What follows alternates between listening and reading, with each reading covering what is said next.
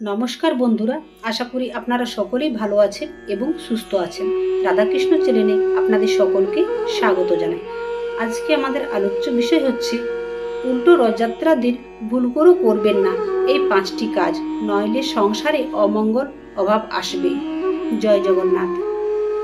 আজকের এই গুরুত্বপূর্ণ ভিডিওটিতে আমরা আলোচনা করব উল্টো রথযাত্রার পবিত্র দিনে এমন 5টি কাজ সম্পর্কে যা ভুল করে করা উচিত নয়।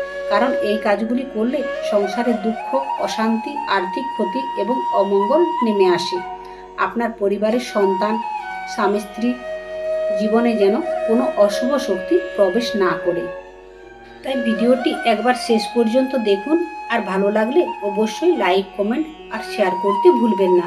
আর আপনারা যারা আমার চ্যানেলে নতুন হচ্ছেন তারা অবশ্যই চ্যানেলটিকে সাবস্ক্রাইব করে নেবেন।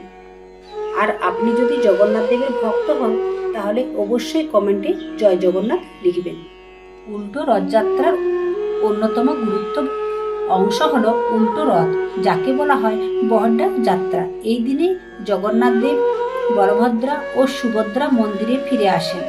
এই যাত্রা ততটাই পবিত্র যতটা মূল রথযাত্রা। এই দিনে ব্রাহ্মণের শুভ শক্তির প্রভাব সবচেয়ে সক্রিয় থাকে।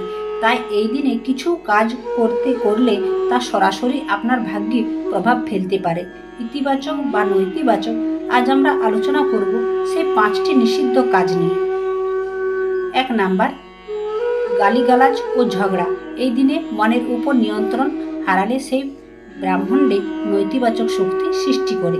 গালাগালি, ঝগড়া, বিবাদ, উচ্চস্বরে কথা বলা সবকিছুই জগন্নাথ দেব অপছন্দ করেন। এই দিনটিকে বলা হয় শান্তির দিন। যদি কেউ এই দিনে পরিবারের সদস্যদের সঙ্গে ঝগড়া করে তাহলে তার সংসারে লক্ষ্মী কদাপি প্রবেশ করেন না। যে নারী বা পুরুষ এই দিনে শান্তভাবে কাটায় তাদের সংসারে সুখ, সমৃদ্ধি ও ভালোবাসা বৃদ্ধি পায়। তাই গৃহস্থলী শান্তি বজায় রাখা হবে প্রধান কাজ। 2 নাম্বার, মাংস, মদ ও নিষিদ্ধ আহার উল্টো রথের দিন নানা রকম পুণ্য কাজ করার জন্য শ্রেষ্ঠ। এই দিনে যদি কেউ মাংস, মদ গ্রহণ করে তবে তার উপর দেবতার আশীর্বাদ আসে না, এমনকি পিতৃপুরুষও কষ্ট পান। এই দিনে পবিত্রতা বজায় রাখতে নিরামিষ আহার করাই উচিত। যারা এই দিন মানে না তাদের ঘরে শারীরিক অসুস্থতা ও আর্থিক সংকট দেখা দেয়। অর্থাৎ শরীর যেমন দূষিত হয়, মনও তেমনি কুলসিত হয়ে পড়ে। নিষিদ্ধ কাজ। 3 নাম্বার, পুরনো জুতো, ছেঁড়া কাপড় পরা। জগন্নাথ দেবের রাজরূপে বিরাজমান, তার সামনে নিজেকে সজ্জিত ও পরিচ্ছন্ন করে রাখা উচিত।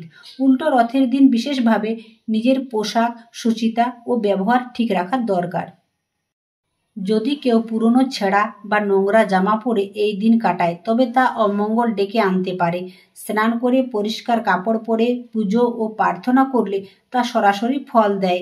সংসারে সুন্দর চিন্তা ও পরিচ্ছন্নতা, এই দুই হলো ঈশ্বর প্রীতির মূল ভিত্তি।